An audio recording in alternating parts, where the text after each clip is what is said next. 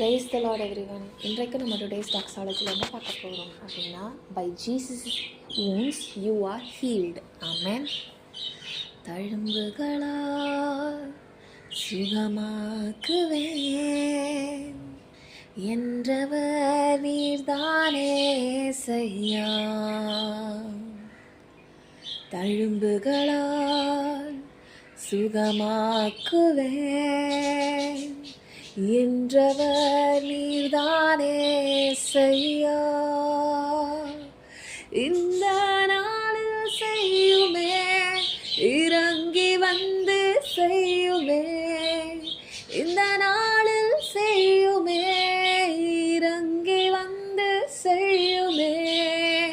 ஒரு அற்புதம் நாங்கள் காண செய்யுமே.